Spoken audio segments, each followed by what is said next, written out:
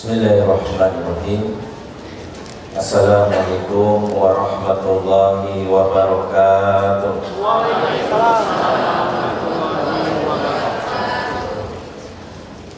Innal hamdalillah nahmaduhu wa nasta'inuhu wa nastaghfiruh wa na'udzu billahi min shururi anfusina wa sayyiati a'malina.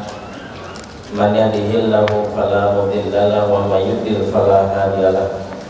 Asyhadu an la ilaha illallah wahdahu la syarika lah wa asyhadu anna Muhammadan abduhu wa rasuluhu la nabiyya ba'dah wa la haula wa la quwwata illa billahi wa ba'd.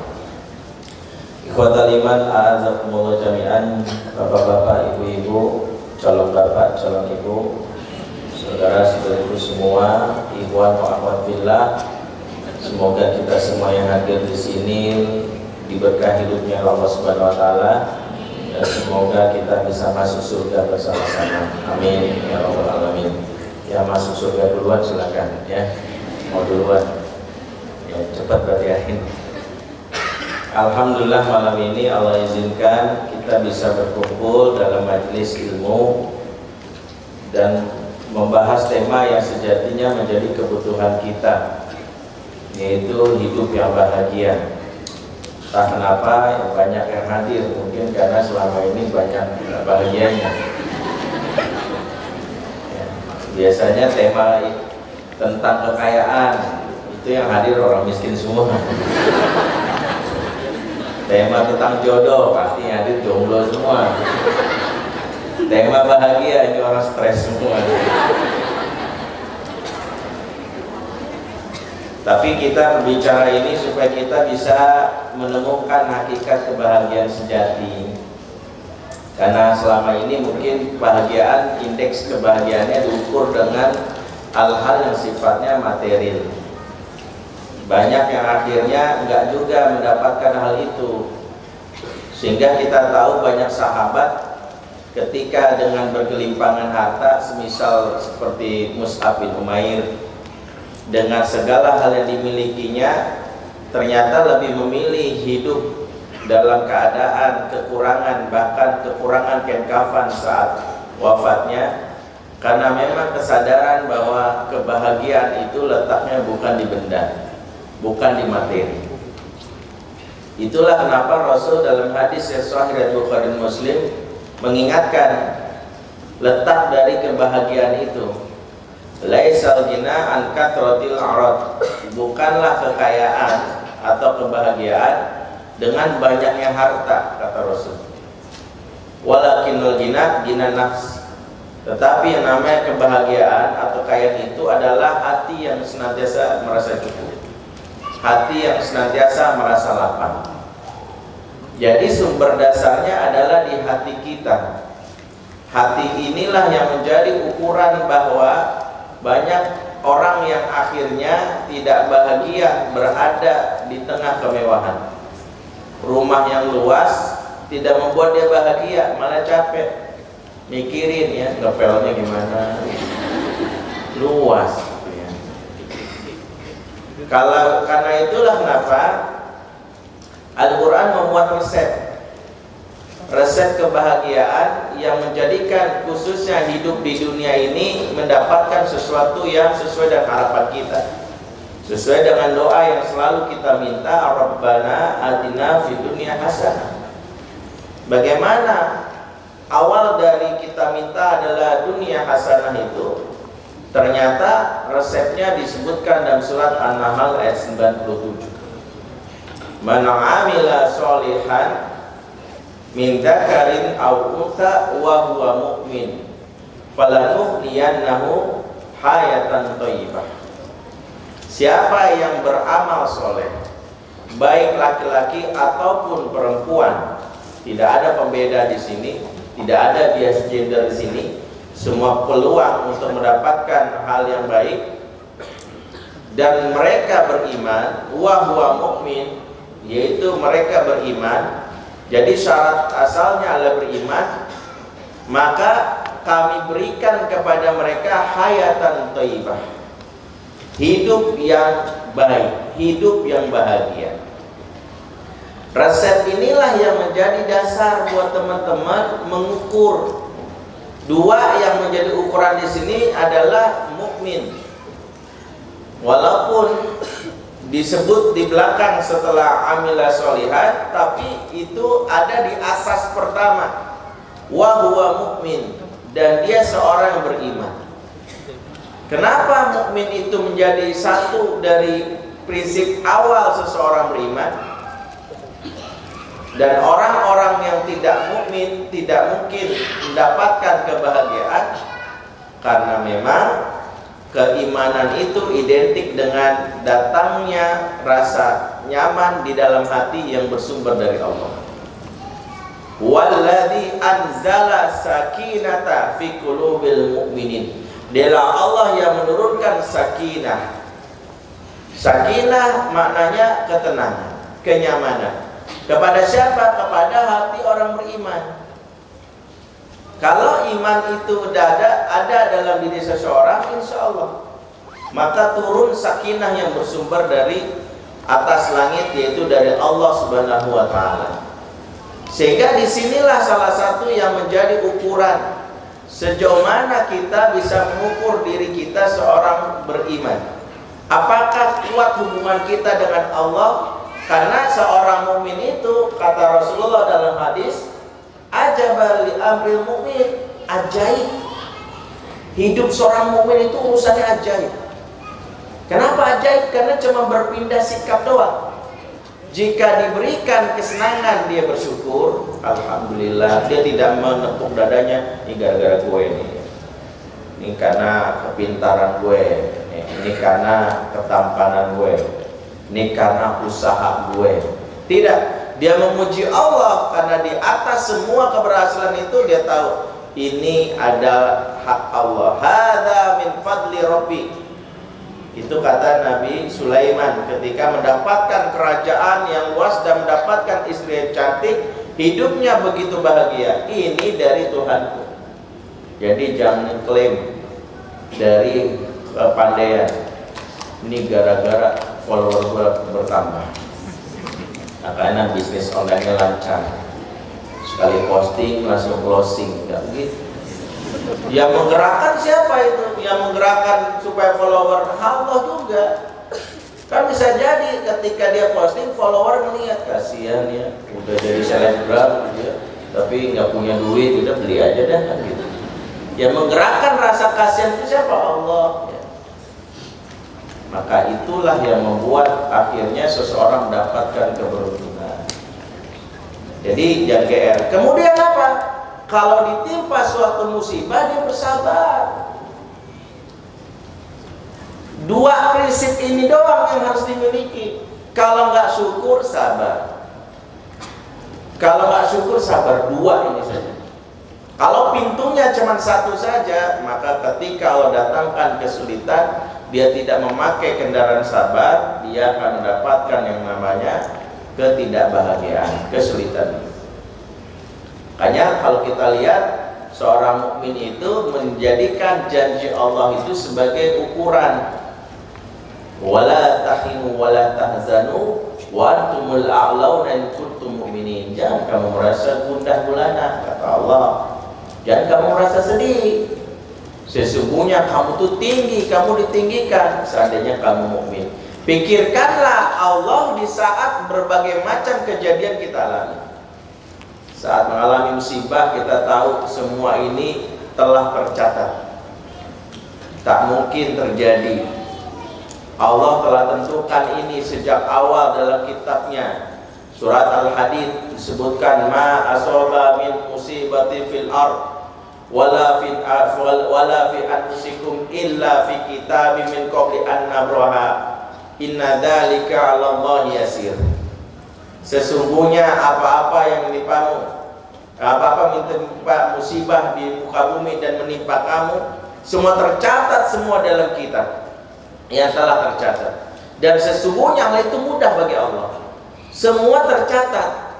Kenapa kita harus diingatkan akan adanya catatan yang telah dibuat oleh Allah sebagai skenario kehidupan? Allah sebutkan di ayat berikutnya, likaila ta'sau ala ma fatakum, agar kamu jangan sedih berlarut-larut jika ada yang luput dari kamu. Wala likaila ta'sau ala ma fatakum wala tafrahu bima atakum, dan supaya kamu jangan lebay berlebihan, ya, lupa segalanya ketika ada yang datang kepada kamu.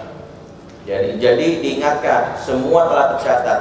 Kalau dapat kebahagiaan, kalau dapat kesenangan, kenikmatan, jangan lebay. Tetap mensyukuri, tetap menghubungkan ke Allah, tidak menepuk dada. Dan kalau ada yang namanya kesulitan hidup, tidak nangis berlarut-larut, tidak galau berkepanjangan.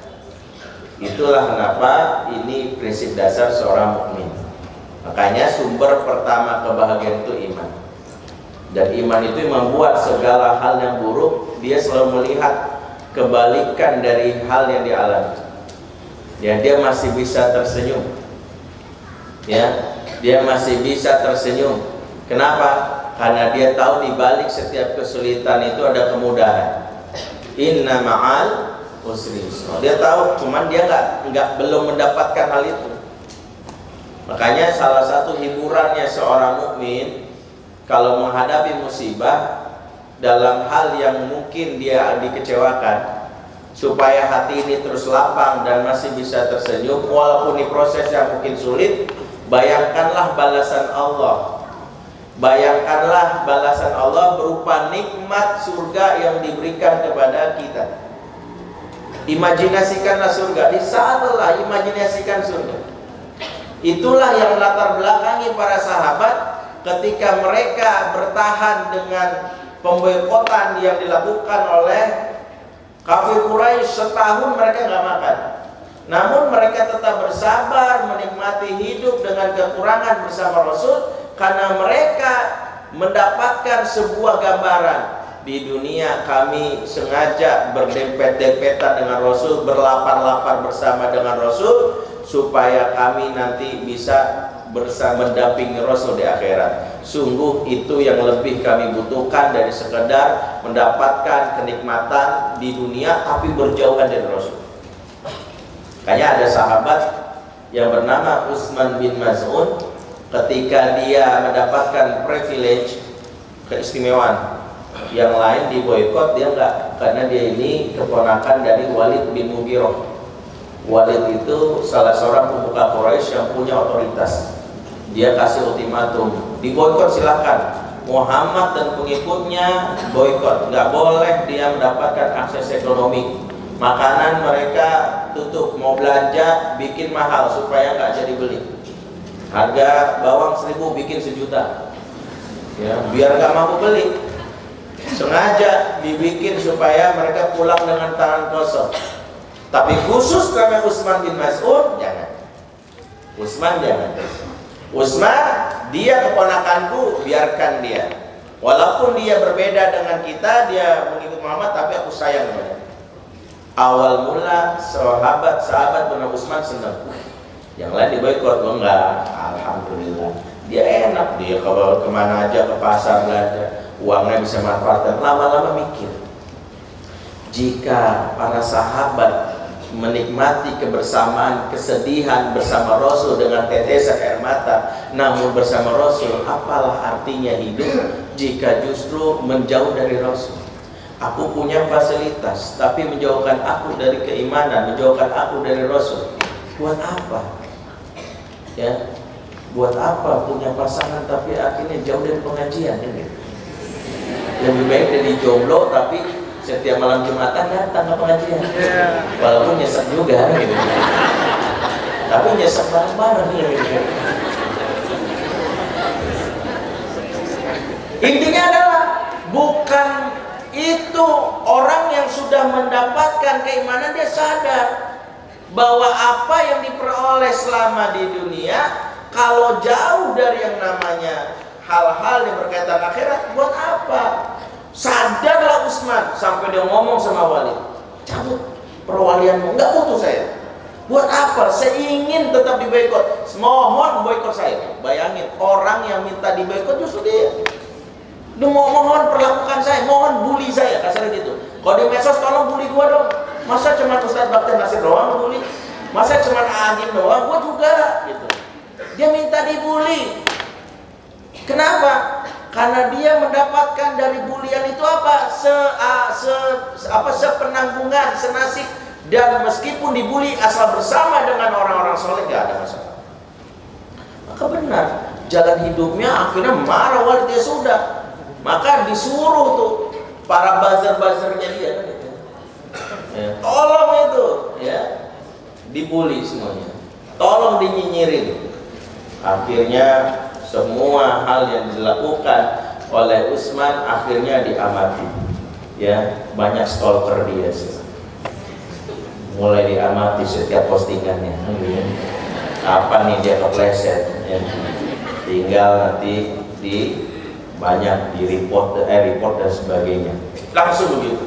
Sampai akhirnya betul ketika Utsman berjalan di sebuah perkumpulan, dia temui seorang yang bersyair dengan kalimat yang begitu rendah. Dia bilang, sesungguhnya nikmati kebahagiaan yang kita miliki di dunia dengan berbagai macam kesenangannya. Maka Utsman berkomentar, sejatinya kebahagiaan sejati adalah bisa berkumpul dan melihat surga bersama orang-orang yang kami cintai. Marahlah penyair tersebut karena dianggap ini mengganggu partinya dia, mengganggu acaranya itu. Maka orang-orang disuruh untuk melakukan yang namanya pembulian, ya, persekusi orang ini. Maka dipersekusi dan digebukin sampai akhirnya Utsman mengalami kondisi seluruh badannya remuk, bonyok, bahkan matanya pecah, sebelah matanya pecah. Dia terima kondisi itu, bahkan dia mengadu dan melarikan hal tersebut kepada Rasul. Ketika bertemu Rasul bertanya, kenapa kau lakukan ini? Karena aku ingin tetap bisa mendapatkan kesulitan asal bersama engkau ya Rasul. Buat apa aku dapatkan segala fasilitas jika itu tidak membuat aku dekat dengannya? Maka Rasulullah menutup matanya yang tadi pecah, dan itulah salah satu mukjizat Rasul. Matanya Utsman bin Mas'ud pun kembali pulih seperti sedia kala. Sampai Utsman pun berkata dalam hadis yang panjang itu, sesungguhnya setelah itu aku lupa mata mana yang tadi pecah. Sampai saking bahagianya dia lupa mata mana, apakah yang kanan atau yang kiri, lupa. Yang jelas bukan mata kaki, yang jelas bingung mata yang mana. Utsman bin Mas'ud menemukan hakikat dari yang namanya kebahagiaan. Di mana itu inti yang selama ini belum kita temui. Jadi kalau kita belum menemukan esensi kebahagiaan di hati, bisa jadi hati kita itu sudah tertutupi dengan hal-hal yang membuat kita terjauhkan dari akhirat. Maka dasar pertama, mukmin.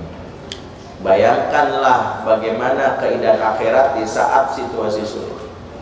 Itu juga yang membuat akhirnya Imam Ahmad bin Hanbal menikmati setiap siksaan yang dia terima. Imam Ahmad itu gara-gara berbeda pendapat sama petahana ya saat itu, karena dia oposan sejati, maka dia harus mendapatkan bulian, termasuk inteldensus dari petahana masa itu menangkap Imam Ahmad bin Hanbal, dan dia akhirnya dimasukkan dalam penjara. Ya, kenapa? Karena dianggap sebagai provokator, ya, anti toleransi. Ya, itu dialami oleh Imam Ahmad. Sampai kenapa? Karena dia mengatakan kalimat yang mengguncang. Karena dia meyakini Quran itu bukan makhluk. Dan itu bagian dari prinsip Ahlus Sunnah wal Jamaah. Karena kalau Quran disebut makhluk, maka akan muncul kalimat pelecehan. Namanya juga makhluk. Makhluk kan tak lepas dari salah dan dosa. Quran berarti ada kesalahan. Itu yang ingin dicegah Imam Ahmad. Penguasa saat itu menangkapnya. Setiap hari digebukin, dicambuk. Awal mulanya saat dicambuk dia berteriak, teriak. Saat itulah salah satu, setelah dicambuk masuk seorang pemabuk yang melanggar hukum negara. Pemabuk melanggar hukum negara, melakukan sama disiksa, cambuk. Cuman namanya pemabuk nggak sadar, didengerin tuh Imam Ahmad. Sampai sama-sama dicambuk, itu pemabuk berkata, wahai Syekh, setahu saya Anda disiksa oleh penguasa karena membela prinsip yang benar untuk tujuan perintah Tuhan Anda. Sementara saya disiksa justru saya karena melanggar perintah Tuhan. Herannya Anda berteriak kesakitan, saya enggak. Paham kan? Kata Imam Ahmad, setelah itu saya tak lagi berteriak kesakitan di jalan Allah kecuali pertama tadi. Lawang sama aja. Ada orang berbuat maksiat, digebukin, ditangkap polisi, dia nyantai aja, pede banget. Padahal dengan kemaksiatannya, ini pejuang kebaikan, jelas-jelas benar, justru dia merasa takut. Ini beda spiritnya. Spirit akhiratnya berarti nggak nyampe. Toh orang yang pelaku maksiat bikin provokasi, dibully, nyantai aja. Kenapa justru kita yang benar nggak takut, malah takut dibully? Kira-kira begitu.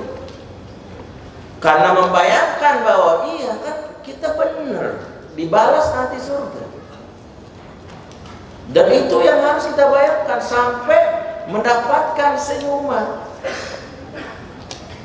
Ali Juraisyah, salah satu ulama penggerak dakwah Al-Ikhwan Al-Muslimun, ditangkap oleh penguasa yang bernama Jamal Abdel Nasser. Dia menceritakan bagaimana siksaan yang dialami, yang membuat dia berpikir, kok hidup begini amat ya. Sampai akhirnya siksaannya nggak tanggung-tanggung, itu jarinya dicopot, terus dia jenggotnya ditarik paksa, kemudian digantung kakinya ke atas, kepalanya di bawah.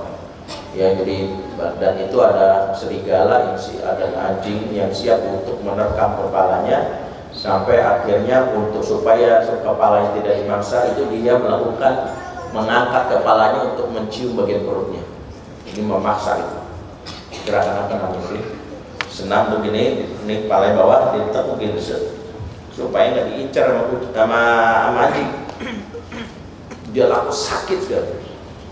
Saat dia lelah, Allah memberikan sebuah kabar gembira lewat mimpi. Sebagian mimpi bisa jadi adalah kabar gembira untuk membuat kita tersenyum. Dalam mimpinya itu dia dibawa ke sebuah taman yang sangat indah, sangat indah. Di situ dia melihat ada rumah yang begitu luar biasa bagusnya. Belum pernah dia melihat rumah seperti ini. Ya, pokoknya pemandangan rumah ini, bangunannya belum pernah, ini arsiteknya ini luar biasa. Maka disebutlah ini rumah si Fulan. Dia tahu ini kawan dia yang setelah dulu syahid karena membela agama Allah. Yang kedua, dia melihat rumah begitu bagus. Sampai rumah yang ketiga dia lihat cuma baru pondasinya doang. Sampai akhirnya dia tanya, ini rumah kenapa pondasinya doang? Gak ada atapnya, belum ada catnya. Ini rumahmu yang belum selesai, dan dia akan selesai jika engkau bersabar. Maka dia tuh bangun dari rasa lelahnya, dan dia mengatakan, setelah itu entah kenapa setiap siksaan aku anggap sebagai sebuah DP mendapatkan surga yang begitu mewah. Senyum dia, nikmatin aja. Itu sudah sampai tahapan yang lebih tinggi. Kita belum sampai tahapan itu. Kita masih diuji dengan hal yang sepele, kuota habis, ya. Nge-WA mandiri doang, ya. Posting sesuatu nggak ada yang komen, itu udah stres doang. Sampai dijabri satu-satu, like status apa?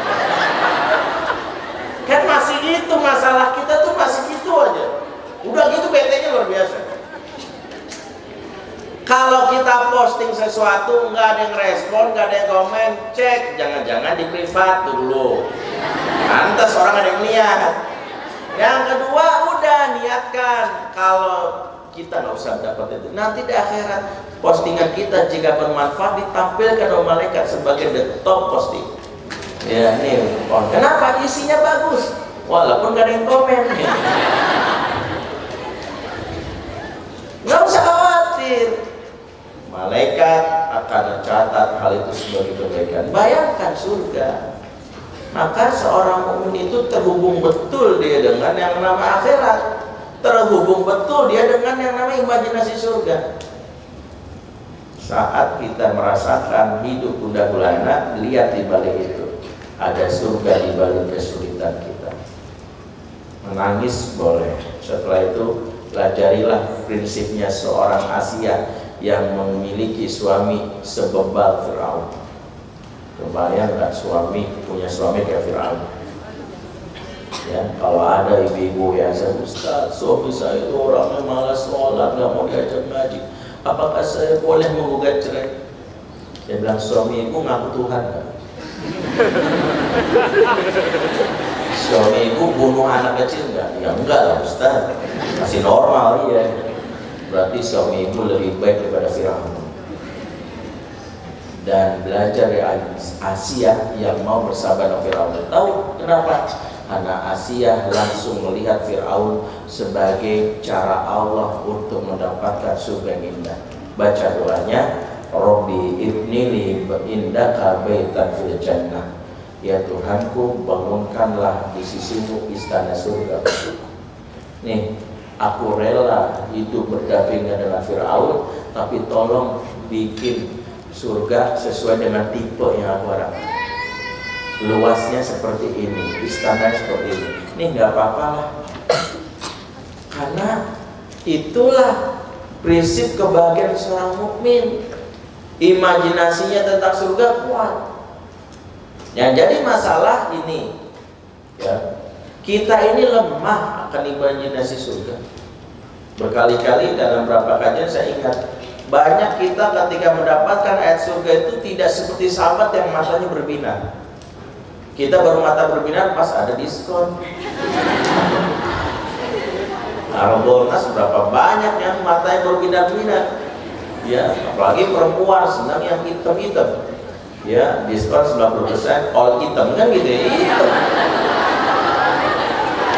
Senang yang hitam-hitam makanya. Sebenarnya imajinasi kita akan surga itulah yang lemah membuat kita nggak pernah tergerak untuk beramal. Kalau sahabat karena imajinasinya kuat, kebayang betul dia, ini yang selama ini saya cari di dunia nggak dapat, nah nanti dapat. Lagi malas-malesan, jangan jihad, ya capek makan dulu. Kata Rasulullah, "Qumu ila jannatin arduhas samawati wal ard." Bangkit kamu menuju surga seluas langit dan bumi. Bangkit. Maka dia bertanya, emang surga seluas langit dan bumi? Rasul sambil mau ngunyah, emang surga seluas langit dan bumi Rasul? Nah, Rasul. Iya. Langsung, oh masya Allah. Bah itu udah sekitar dahsyat. Ya. Inbox yang lain itu enggak ya, deringnya dia. Dahsyat luar biasa. Langsung dibuang untuk kurma, langsung berangkat dia menuju medan jihad. Ditanya, kenapa kamu buang untuk kurma? Terlalu lama saya masuk surga gara-gara kurma. Kelamaan. Orang pengen masuk surga di kurma ngabatin aja, ngunyahnya aja susah. Sedetik berharga. Kenapa sahabat ini? Karena imajinasinya benar. Kita ini mungkin karena menganggap surga itu recehan. Padahal ketika Al-Quran menceritakan tentang gambaran surga indah itu prinsip pertama, surga itu pasti indah. Cuman kata hadis Rasulullah harus kita pahami, dia tidak pernah terdengar oleh telinga, tidak pernah terlihat oleh mata, dan tidak pernah tersirat oleh hati. Prinsipnya itu. Sehingga kalau ada imajinasi yang dibayangkan di dalam Quran, itu hanya untuk membantu khususnya oleh para sahabat yang pas konteksnya. Sahabat itu berada di negeri Jazirah Arab yang padang pasir. Makanya begitu dikasih tahu surga itu banyak taman-taman, langsung sumringah. Banyak tamannya, mengalir sungai-sungai di dalam. Wow, banyak air, kita kurang air. Tapi surga lebih dari itu. Surga lebih daripada itu. Itulah kenapa Syed Hawa mengatakan dibolehkannya kita berimajinasi surga sesuai dengan versi kita.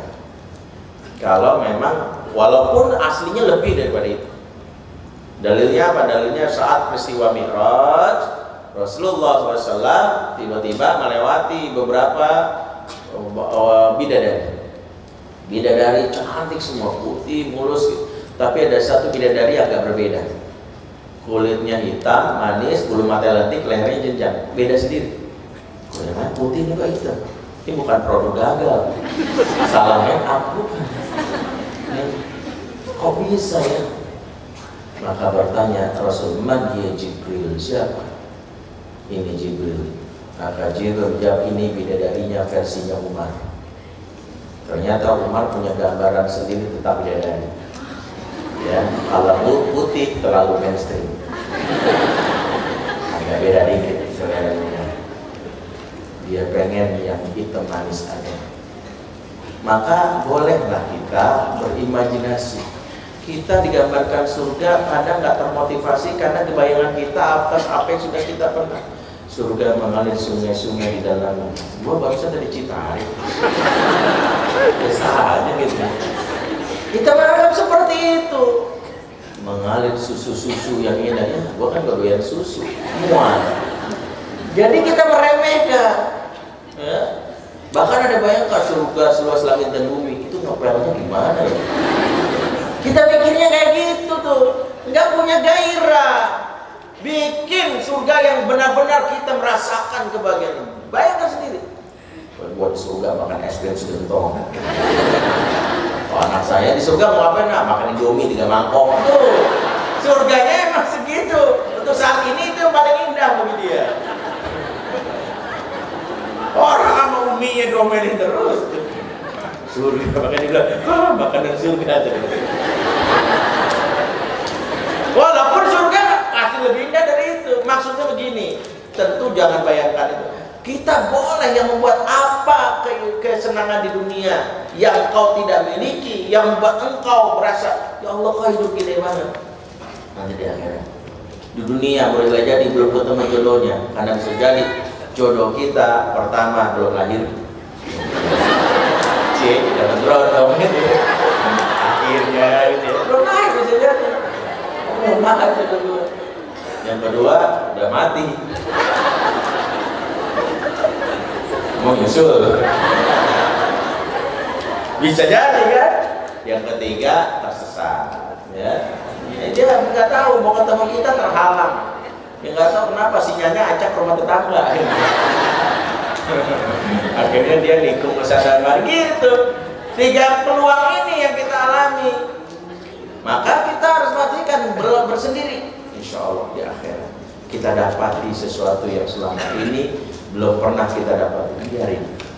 Kalau di dunia aku belum dapat jodohku karena peluang 3 hal tadi, tidak heran aku akan puas-puas. Kenapa?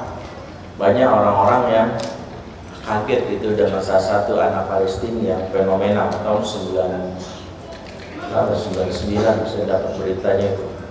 Namanya Muhammad Farhat. Ceritanya mungkin agak ngeri ini kalau saya ceritain dianggap radikal. Tapi bukan itu sih, ceritanya bukan mengajarkan radikalisme. Sebenarnya ingin menggambarkan bagaimana kekuatan iman membuat seseorang bisa tersenyum bahagia. Ya, Muhammad Farhat ini kan ikut aksi istishhad, syahid. Sebagian ulama mefatwakan boleh, misalnya Dr. Yusuf Qaradawi jangan ributin fikihnya dulu. Ya, yang jelas ada manfaatnya boleh, makanya ada bom syahid. Itu anak muda ini dia memasangkan dirinya. Sempat ditanyain, yang mau kita bahas ingat ya, ini bukan radikalisme yang salah. Dia langsung tanya, ya, Anda berumur sekian dan Anda ikut aksi ini, emangnya Anda nggak iri dengan yang lain? Seumuran yang ini justru asik nonton bioskop, senang-senang bermusik, main bola. Anda malah pengen mati, stres ya. Dia malah tersenyum dan jawabannya sungguh menggetarkan. Oh tadi ya, biarkan saja remaja seusia saya menghabiskan syahwatnya untuk dunia. Kalau saya telah bertekad, saya mau puas-puasin syahwat saya untuk bidadari surga. Dia sudah berpikirnya udah jauh. Jadi ingat, tapi gambaran ini jangan jadi hal yang motivasi konyol untuk seperti yang lakukan Yesus bom sembarangan, itu nggak boleh.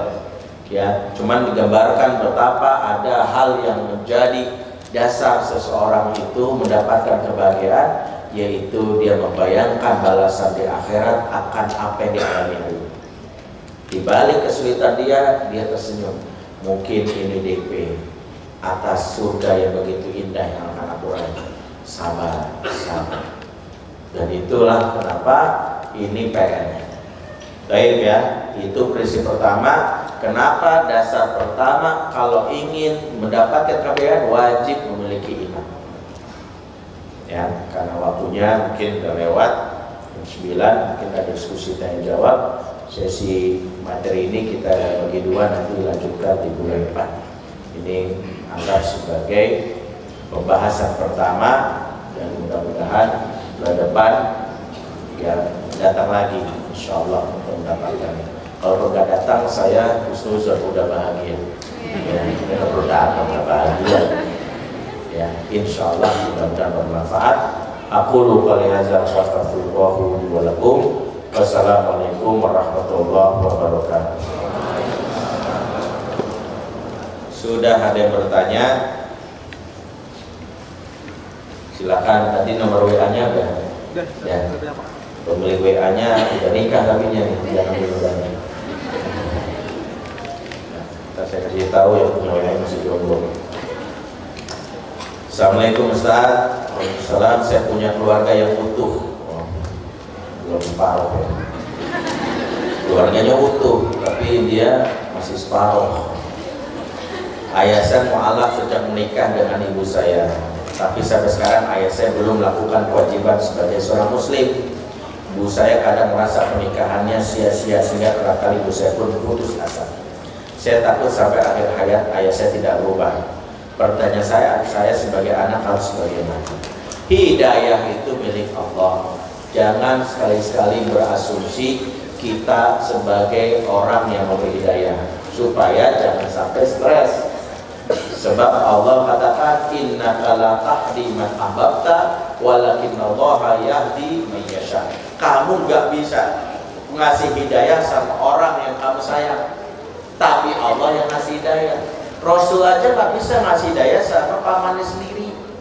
Kalau Rasul saja mungkin bisa mudah, siapa yang dikasih? Tidak. Kalau Rasul aja nggak mampu mengislamkan pamannya, maka siapalah kita? Terus kalau gitu kita putus asa? Enggak. Tugas kita mengikuti arahan Allah dan surat At-Taubah 105. Wa qul malu fasyarallaha malakum wa rasuluhu wal mu'minun. Katakanlah, berusaha saja kamu, bekerja saja kamu. Allah, Rasul, orang mukmin yang menilai. Yang penting usahanya. Yang penting bagaimana dakwahnya. Gak boleh keluar kalimat putus asa. Nabi Nuh sampai akhir hayatnya terus ngajak anaknya. Ya, makanya Nuh itu disebut Rasulul Azmi. Kenapa Rasulul Azmi? Gak putus asa. Kalimatnya apa? Inni dautu qaumi lailan wa nahara falam yazidhum du'ai illa firara. Aku berdakwah malam dan siang. Tuh, sudah seperti Nabi Nuh enggak? Malam dan siang. Kita mungkin siang doang, malam nonton bola. Enggak dakwah. Dia malam dan siang, bukan bertambah kabur, bukan bertambah dekat, malah kabur. Bayangkan bagaimana jadi Nabi Nuh, anak sendiri nggak bisa diajak. Tapi Nuh mengajarkan satu poin, yaitu terus. Dan bagaimana caranya? Nuh mulai dengan dakwah Nabi Nuh, dia mengajak dengan panggilan ya bunaya. Di sini pelajaran penting. Ya bunaya itu kalau dalam bahasa Arab isim tasghir takrim, panggilan menunjukkan ingin mengakrabkan atau panggilan sayang. Kebayang nggak Nuh punya anak kafir? Disinilah puncak dari cinta, memanggil dengan panggilan istimewa meskipun dia mengecewakan kita. Itu puncaknya cinta gitu. Kebayang nggak kalau kita nih kadang, khusus nih contohnya kan karena orang tua ke anak, biasanya manggil sayang kalau anak berbuat baik. Anaknya rajin sholat, anakku sayang. Anaknya tilawahnya bagus, masya Allah, si ganteng, sini ganteng, kan gitu. Gitu anaknya ketangkap Kapolsek, anaknya nyapu, hamilin gadis tetangga, anak setan sini. Tuh kan, langsung berubah kan? Berubah. Ini yang dilakukan Nabi Nuh ke puncak dari cinta, keterusan cinta. Panggilan nggak boleh berubah. Makanya tips pertama, jika engkau mencintai ayahmu, jangan berubah panggilan bahkan sikap. Ketika ayah berubah itu tetap papa saya, tetap sikap kita tetap senyum. Kenapa? Ini daya tarik. Jangan-jangan kelemahan kenapa papa kita belum tergerak beramal, karena kita belum jadi marketing yang baik atas produk terbaik, yaitu namanya Islam. Produknya baik, namanya Islam, cuman marketingnya ngebedain. Kebayang nggak? Saya aja pernah beli sepatu ke pasar, saya udah naksir banget sepatunya, tapi marketingnya salesnya gini, mana pak? Ya, nggak ada ukurannya. Ngeliat kaki saya, kurang aja kayak gue lihat doang. Tanya dong, gitu ya. Nggak ada pak ukuran kayak bapak. Gitu. Kan tersinggung saya, nanya nggak situ? Enggak, udah, nggak beli saya. Dalam hati gondok, kenapa? Ini orang marketing songong. Produknya bagus, marketing songong, nggak bakal beli. Biarin, bodoh amat. Beli yang lain biasa, nggak jepit dah. Gitu. Tapi marketingnya lagi sini, oh sini, masya Allah, oh ganteng banget. Mas saya bilang ya. Senang kan? Senang dipuji. Makanya rokok tuh kenapa laku? Marketingnya terlatih. Iya terlatih, rokok bayangin. Makanya belajar tuh, sales-sales gitu. Anak muda masuk ke dalam mall pagi ganteng tuh kan. Padahal dia nahan mual tuh ngomong gitu, saya tahu. Kalau kita tuh dia ngomong pagi ganteng, dia kan masa memanggil dengan panggilan terbaik. Pertama, jadikan marketing terbaik untuk bapak. Kalau perlu kita bilang, Pak, capek, pijitin ya Pak, gitu. Pak, buatin minuman, masuk sel ya Pak, kok nggak racun nih, nggak gitu. Nah, terus kasihan. Terus jangan putus asa. Justru disitulah dia sebagai anak itu aja. Bilang sama ibu, Mah, jangan-jangan tadi itu resepnya, Mah, papa seburu-burunya ini nggak kayak Firaun. Kan gitu ya. Dia nggak kayak Firaun, mungkin dia masuk Islam sudah, dia belum kenal aja, tunjukkan sabar ya Mah. Itu saling menguatkan. Ya, baik. Assalamualaikum Ustaz. Waalaikumsalam. Bagaimana cara menyikapi hati yang sudah sangat sesak karena menopang hidupku dan keluargaku? Lagi sesak nih, rasa. Ya. Kalau angkat pinggangnya dilepas. Enggak, bercanda ya. Sesak itu. Aduh, hatinya sudah. Sedangkan saya punya kakak yang tidak bisa diajak bicara memecahkan masalah keluarga. Bagaimana mengobatinya? Pertama, Mbak ajak teman bicara. Wanita nih yang nanya nggak tahu wanita atau bukan. Hati, jiwa, perasaan itu butuh katarsis emosi. Ini teknisnya. Butuh diungkapkan. Kalau enggak, memang nyesek di dada. Kantong jiwa itu terbatas untuk menampung emosi negatif. Kalau enggak, pecah. Ujung-ujungnya bahasa tubuh nggak nyaman, emosional, gampar orang. Ya, ada orang tuh cuma keinjek jempol dia kayak kuburan rumah sakit. Saya tahu, hidupnya sudah sesak. Hanya karena kesenggol doang, bacok. Kenapa? Dia membawa luka-luka masalah di belakang dia, nggak bisa nampung itu terjadi. Ada ibu-ibu yang stres, dia punya masalah, anak cuma lakukan kesan lupain aja digampar. Ternyata bukan karena lupain, dia punya masalah sebelumnya. Dia arisan Tupperware nggak dapet, kan gitu kan? Nonton drama Korea, streaming, lagi kuotanya habis, sebel. Dia pulang dikejar-kejar anjing, kan? Untuk yang listrik, ya. ATM semua minta maaf, pulsa nggak cukup, kan sebel. Gampar aja tuh ada anak. Nah, kalau ini terjadi, pahami dulu, orang ini belum punya kemampuan mengelola, mengungkapkan perasaan. Maka siapapun ukti di sini, kalaupun nggak dapat sosok kakak, misalnya dia orangnya sangat introvert ya, tulis wanita akan. Ini kalau saya berasumsi dia wanita, kalaupun bukan wanita nggak apa-apa, laki-laki semua. Setiap kita punya masalah wajib dituangkan. Pertama, menangislah di hadapan Allah itu pertama. Sebaik-baiknya tangisan adalah tangisan di hadapan pemilik alam raya. Itu sebaik-baiknya tangisan. Kita curhat sebaik-baiknya. Kita ceritakan. Ngomong sama Allah nggak usah jaim.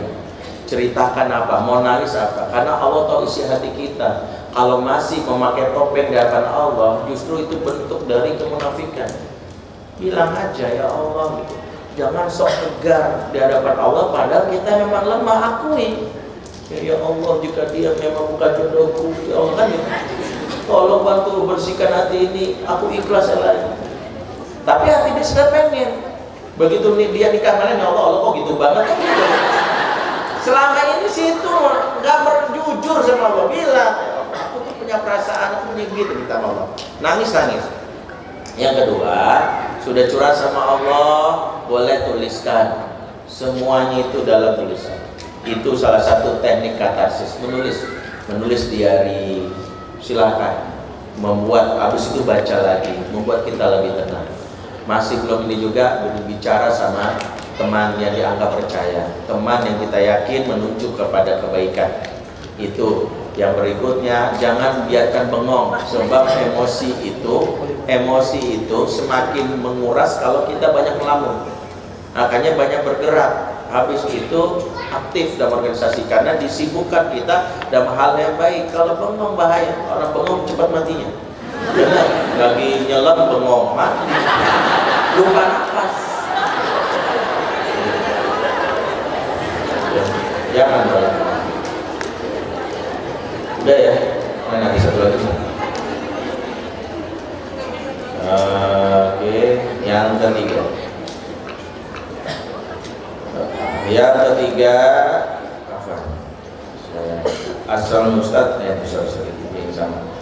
Waalaikumsalam. Bagaimana nih menasihati istri yang overpower, lebih memiliki power dari mungkin apa nih? Income, pendapatan. Iya, dari sisi finansial. Dia overpower daripada saya sehingga terkadang saya tidak memiliki suara untuk menyampaikan opini. Ar-rijalu qawwamuna 'ala nisa bima faddalallahu ba'dahum 'ala ba'din wa bima anfaqu min amwalihim. Perhatikan buat ikhwan. Laki-laki itu qawam bagi wanita karena Allah lebihkan fitrahnya atas wanita. Yang berikutnya karena dia senantiasa memberikan nafkah sebagian dari hartanya. Keqawaman adalah sebuah fitrah ditopang dengan sebuah bukti konkret. Meskipun engkau adalah istriku yang sudah bekerja dan penghasilan sekian, nafkahmu dari harta ini. Kalau kita tidak bekerja, bukan pemakluman istri untuk mengatakan kurangnya, tidak, tapi secara manusiawi hilang sisi kepemimpinan. Kalau kita tak memberi nafkah begitu, maka kalau kita mengalami hal ini, segera kita duduk bersama untuk memposisikan istri. Siapa yang harusnya menafkahi? Aku yang menafkahi. Kalau misalnya masih kekeh dia, berarti PR yang kedua, taklukkan hatinya. Ada kompensasi setelah kita nggak bisa memberikan nafkah adalah menyenangkan hatinya. Kalau hati sudah tunduk, yang lain ngekor. Ketika istri kurang ajar, ada nafkah lahir yang mungkin nggak dapat, yang paling fatal nafkah batin. Nafkah batin itu apa? Dia sebagai wanita dipenuhi kebutuhannya. Wanita itu kalau sudah mencintai seorang lelaki, meskipun miskin dari dia akan tunduk di bawah keinginan laki-laki. Lihat Khadijah mencintai baginda Nabi karena ada kompensasi dari baginda Nabi, meskipun lebih di bawahnya, yang membuat Khadijah tunduk. Ini bukan manusia sembarangan.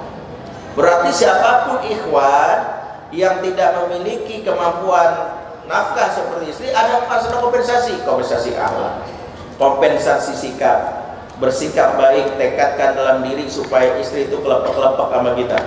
Ingat ya istriku, aku bisa membuatmu jatuh cinta kepadaku meski kau tak cinta kepadaku. Ingatkan. Jadi istri itu harus kuat sampai dia bilang bisa kelepek-kelepek, sampai dia bisa tahu dia mendapatkan lelaki beruntung. Dia mendapatkan lelaki terbaik, dia menjadi wanita yang paling beruntung gitu. Kalau dia mendapatkan lelaki terbaik, maka dia akan menjadikan seluruh hartanya apa dimiliki untuk tidak kurang ajar. Maka evaluasilah seorang suami itu menjadi hal yang pertama. Jangan pelit, itu yang pertama. Wanita tidak suka lelaki yang pelit. Kalau kita mampu berikan, jangan banyak perhitungan. Ya, karena mentang-mentang kita waktu kuliah matematika 9, tapi jangan ahli hitung dalam urusan nafkah. Ini buat kamu, ini ATM ambil lagi buat kamu, tapi satunya udah kita kuras. Yang penting kan pegang ATM ya. ATM-nya udah dipegang, itu udah senang wanita. Yang penting udah di tangan ATM-nya, dia nggak tahu kalau kita udah transfer ke yang lain. Wah, gitu. Ya kamu sebesar sama saya tuh, istri saya nggak begitu. Intinya adalah yang kedua, wanita senang diperhatikan. Kalau pulang itu pertama kali jangan pandang gitu. Ya, jangan nanya charger mana charger. Istri itu sakit hati kalau pulang tanyain charger. Ya, yang dia butuhkan langsung dipandang istri dan ada sesuatu di wajahnya. Karena memang wanita senang diperhatikan. Apalagi kalau dia sudah ada perhatiin, langsung kita bilang, aduh, aku senang memandang wajahmu. Ya, memandang wajahmu tiba-tiba semua masalah hilang. Karena yang aku pandang hilang masalahnya kan? Bukan. Jangan gitu ya.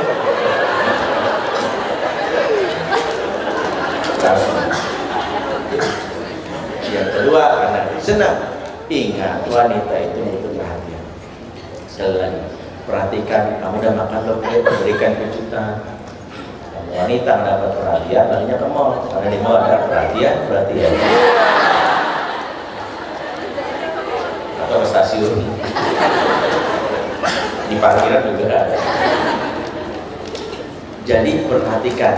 Jadi kompensasi tak mampu beri nafkah, jadilah Arjuna dalam hati. Dia paham tentang kebutuhan wanita. Karena wanita ingin dimengerti dan juga dibelanjai. Ya. Baik ya, mudah-mudahan itu sekilas. Kita lanjutkan lagi bulan depan kajian mengenai happy life, dan mudah-mudahan kita bisa mendapatkan hakikat dan kebahagiaan yang hakiki. Mari kita tutup dengan doa dan kita bermuhasabah atas apa yang kita alami hari ini. Kita memulai dari baca istighfar bersama-sama. Astagfirullahaladzim. Astagfirullahaladzim wa atubu ilaih. Ya A'udzubillahi minasyaitonir rajim. Bismillahirrahmanirrahim. Alhamdulillahirabbil alamin. Hamdan syakirin, hamdan na'imin, hamdan muwaffiqan wa kafi mazidan. Ya Rabbana lakal hamdu kama yanbaghi li jalali wajhikal karim wa 'azimi sultanik. Allahumma shalli ala sayyidina Muhammad wa ala sayyidina Muhammad. Ya Allah, ya Rahman, kami datang malam ini pertama kali bersyukur nikmat-Mu ya Allah. Setelah mungkin hari-hari kemarin banyak air mata yang tertumpah bahkan sesatnya dada ini ya Allah. Banyak sekali yang seringkali kami inginkan tak kami dapatkan ya Allah. Hari ini kami bisa tertawa, terhibur, bertemu dengan orang seperti ini, nikmat ya Allah. Kami mengakui nikmat-Mu ya Allah. Kami tidak ingin dicap orang-orang yang kufur ya Allah. Seandainya kami tahu bahwa mendekati-Mu adalah puncak kebahagiaan, maka jangan jauhkan kami dari Engkau. Kami tak ingin jauh dari Engkau ya Allah. Kami tahu hidup kami yang begitu banyak kegalauan, karena kami hanya berburu dunia, bukan berburu cinta-Mu. Kami ingin cinta-Mu ya Allah.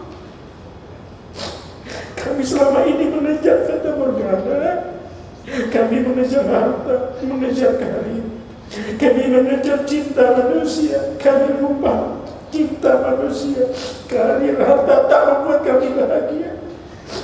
Cinta-Mu ya Allah, ya Allah, izinkan kami mendapatkan cinta-Mu, dan izinkan kami terpilih menjadi hamba yang Kau cintai. Kami ingin mendapatkan cinta-Mu ya Allah. Kami yang gundah gulana, senantiasa bertetesan air mata dengan segala problematika hidup. Kami berharap Engkau menghibur kami dan menjanjikan balasan surga untuk kami. Kami hanya ingin satu ya Allah, kami ingin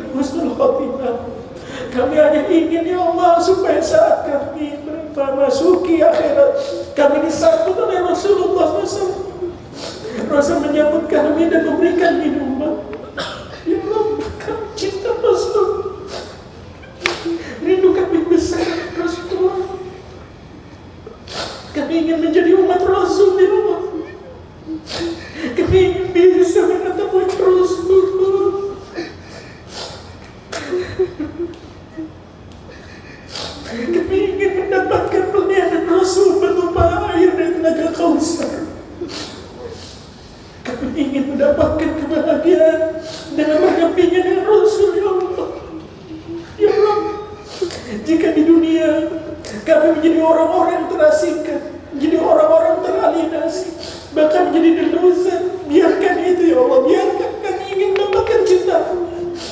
Biarkanlah nanti di akhirat kami disambut dan dipeluk oleh Rasul. Kami ingin bisa mencintai Rasul karena kesempurnaan kami.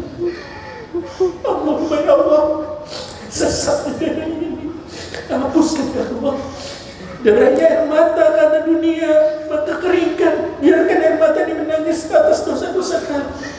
Biarkan air mata ini menggiring kami ya Allah untuk bisa memasuki surga.